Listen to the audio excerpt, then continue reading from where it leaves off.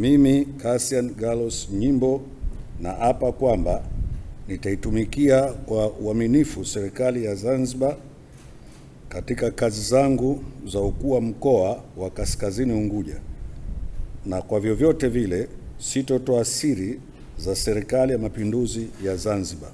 Naomba Mwenyezi Mungu unisaidie.